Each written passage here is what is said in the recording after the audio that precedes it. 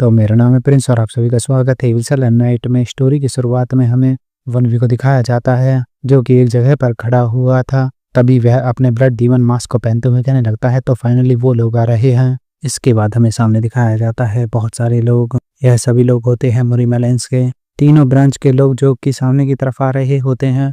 और इनमें सबसे आगे होता है मुरी मेलेंस का थर्ड मिलिट्री स्ट्रेटेजिस्ट बैक वियांग, जो कि आते हुए अपना कह रहा होता है ब्लड कल्ट के मूर्ख लोग, क्या इनको सचमुच लगता है कि इनकी प्लानिंग वह मुझे मात दे सकती है? इन्होंने जितने भी लोगों को अपने पास बांध कर रखा हुआ है उनका मूल भाव तभी किया जा सकता है जबकि वो जिंदा हो।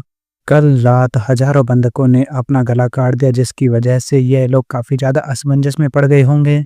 और उनकी मौत एक ऐसी अनमोल चीज है जिसे हम एक अच्छी कहानी में बदल सकते हैं। आज सचमुच में स्टेज बिल्कुल परफेक्ट है।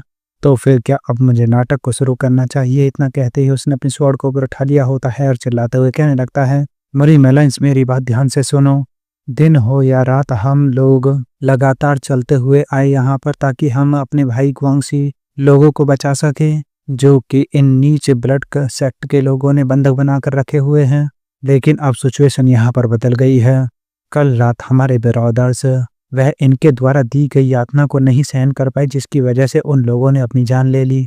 हमने उनके लिए समझौता करना चाहा लेकिन इन दुष्ट कमीनों ने उनकी जान ले ली, उन्हें मार डाला। अलायंस के मेरे सभी ब्रदर्स अपने हथियार ऊपर उठाओ, उस विश्वासघाती ईविल को मार डालो।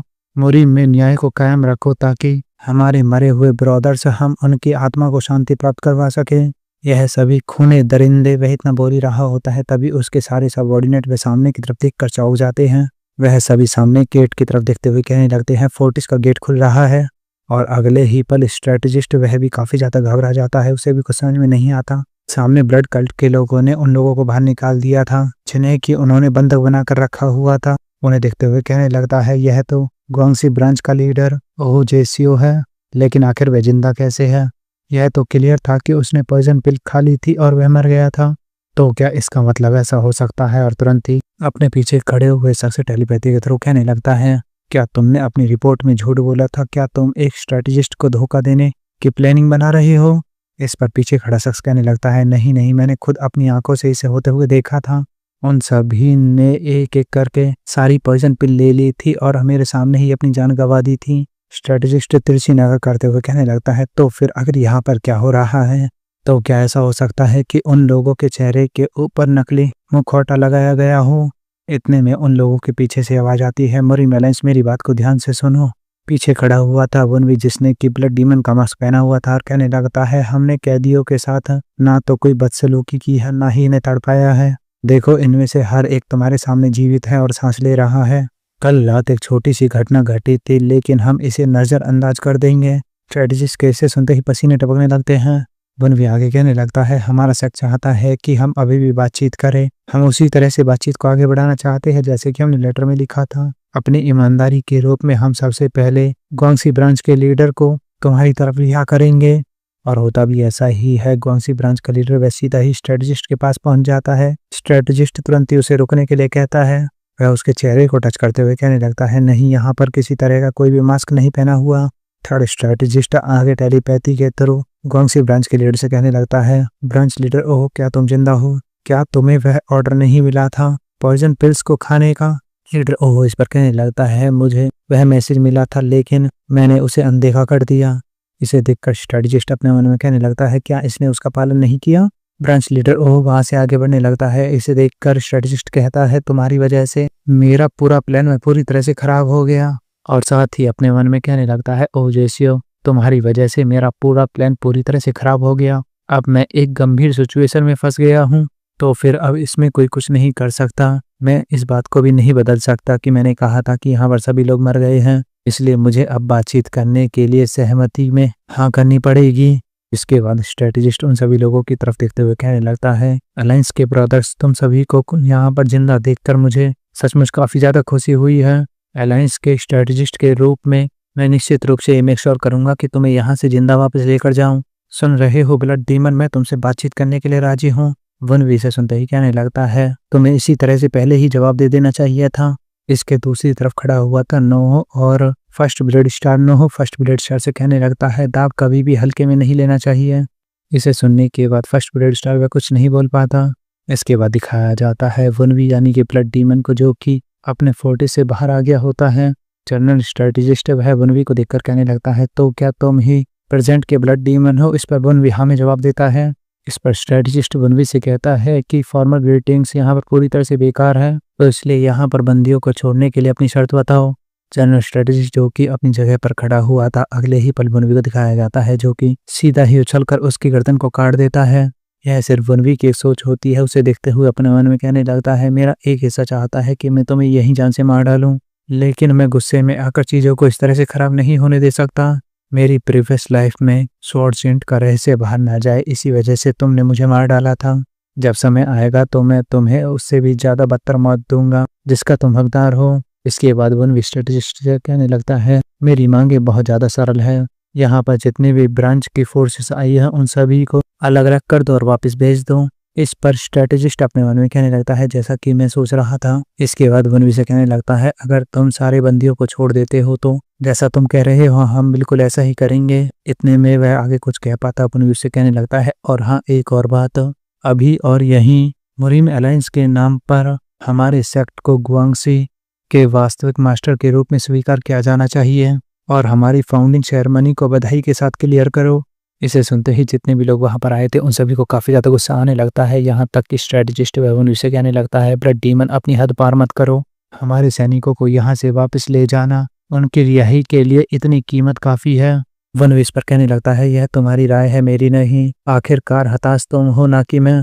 जनरल स्ट्रेटेजिस्ट पर कहने लगता है ऐसा लगता है जैसे कि तुम्हारे ऊपर बात काम नहीं करेगी, शब्दों से तुम्हारा कुछ नहीं होगा। क्या तुम्हारे मन में कभी यह विचार नहीं आया कि हम बंदियों की फिक्र बिल्कुल भी नहीं करेंगे और तुम्हारे ऊपर हमला कर देंगे? अगर हम यहाँ पर जितने भी प्रिजनर तुमने पकड़े हुए हैं उन सभी को मार डालते हैं और कहते हैं कि तुमने हमारे साथ विश्वासघात किया, तो फिर आखिर तुम क्या करोगे? ब्रांच लीडर इसे सुनते ही काफी ज्यादा चौंक जाता है और कहने लगता है क्या कहा तुमने अभी? थर्ड जनरल स्ट्रेटेजिस्ट इस पर तुरंत ही अपने हाथ को ऊपर उठाता है और कहने लगता है इस गद्दार का मुंह बंद करो। ब्रांच लीडर इस पर कहने लगता है अगर तुम किसी ट्रेडर कह रहे हो, लेकिन इतने में दो लोग उसका मुंह बंद कर देते हैं। स्ट्रेटेजिस्ट इस पर पीछे की तरफ घूमते हुए कहने लगता है जिन लोगों ने खुद को सेक्रीफाइस करने के बारे में सोचा था वो अब ब्लड सेक्ट के चांदी की जीव के नीचे अपने जीवन की भीख मांग रहे हैं। इसे विश्वासघात नहीं कहेंगे तो फिर और आखिर क्या कहेंगे? तुम पैथेटिक बास्टर्ड कहीं कि इस ब्रांच में कोई भी लायक नहीं है जिसे कि रखा जा सके। इसके बाद स्ट्रेटेजिस्ट तुरंत ही अपनी तलवार को ऊपर उठाते हुए कहने लगता है तो अब बातचीत खत्म होती है। ब्लड कल्ट के लोगों ने जिन लोगों को पकड़ रखा है अब से वह हमारी अलायंस का हिस्सा नहीं है। वो सभी प्राउड ब्रदर्स थे जो कि अपने मन में एक डिसीजन लेकर आए थे कि ब्लड कल्ट को पूरी तरह से खत्म करने का, जो मरीन के भविष्य के लिए अपने मन में डिसीजन करके आए थे। लेकिन अब इन्होंने सेक्रीफाइस के लिए अपनी उम्मीद को त्याग दिया और ब्लड कल्ट के नीच शब्दों से दुष्ट देशद्रोही बन गए। इसके बाद वनवी की तरफ स्वॉर्ड करते हुए कहने लगता है मैं 20 साल से भी अधिक तुम जैसे दुष्ट इविल लोगों से फाइट कर रहा हूँ। जो लोग सिद्धांत का पालन करते हैं वो बच के, बाकी सब मारे गए। गुआंगसी के अंदर रहने वाली हर चीज वह ब्लड सेक्ट से अलग नहीं है, क्योंकि अब इन गद्दारों ने एक बार पहले ही सेक्रीफाइस की कसम खा ली है। एक स्ट्रेटेजिस्ट के रूप में मेरा यह कर्तव्य है कि मैं उनके इस डिसीजन का सम्मान करूं। वनवी जो कि उसकी सारी बातें ध्यान से सुन रहा होता है, आराम से बैठा हुआ, वह तुरंत ही पीछे की तरफ देखने लगता है और कहता है यह सब कुछ सुनने में आखिर तुम्हें कैसा लगा?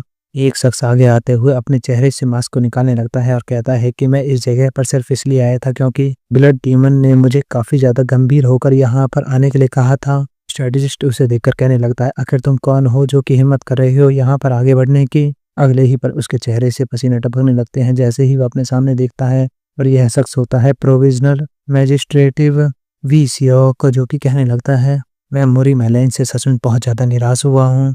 क्या सचमुच यह उन लोगों का तरीका है जो कि न्याय को कायम रखते हैं? इस पर स्ट्रेटेजिस्ट उसकी तरफ भागते हुए आने लगता है और कहता है कि मैजिस्ट्रेट आप थोड़ा सा गलत समझ रहे हो, यह सिर्फ बातचीत के लिए एक नेगोशिएशन थी। वह आगे कुछ बोल पाता उससे पहले ही वी सियोक ने अपना हाथ दिखाकर उसे रोक दिया होता है और कहने लगता है मुझे पागल समझने की भी एक लिमिट है। मैं इस सारे मैटर की रिपोर्ट हाई अथॉरिटी को दूंगा।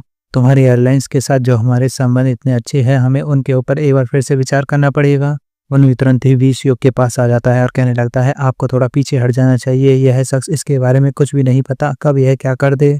इस पर स्ट्रेटेजिस्ट कहने लगता है, यह आदमी से आखिर तुम्हारा क्या मतलब है, तुम क्या कहने की कोशिश कर रहे हो। वी सियोक वहां से पीछे की तरफ मुड़ जाता है और जाते हुए अपने मन में कहने लगता है, मैंने अपना कर्ज चुका दिया। स्ट्रेटेजिस्ट उसे रोकने की कोशिश करने लगता है, लेकिन वनवी स्ट्रेटेजिस्ट से कहता है कि तुम्हारे 20 साल वे पूरी तरह से बेकार हो गए। स्ट्रेटेजिस्ट वनवी से कहने लगता है, क्या तुम इस तरह की बेकार प्लान बनाकर मेरा मजाक उड़ाना चाहते हो।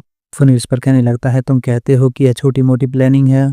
वनवी अपने अंदर से एनर्जी को बाहर निकालने लगता है और कहता है कि तो तुम सोचते हो कि मैं सिर्फ छोटी मोटी चाल चलने में ही कैपेबल हूँ। स्ट्रेटेजिस्ट जैसे ही वनवी की पावर को देखता है तो उसके पसीने टपकने लगते हैं और कहता है, इम्पॉसिबल, यह कमीना 8 ग्रेट मास्टर्स के दायरे तक पहुंच गया है। वनवी उससे आगे कहने लगता है, अगर तुम्हें इन हॉस्टेज की कोई चिंता नहीं है तो अब मेरे पास भी इसके अलावा कोई और चारा नहीं है। तो क्या अब हमें देखना चाहिए कि कौन सी साइड पहले घुटने टेकती है। और बस आज के लिए इतना ही, मिलता हूँ जल्दी ही नेक्स्ट पार्ट में। और हाँ, नैनो मशीन का एपिसोड कल आएगा।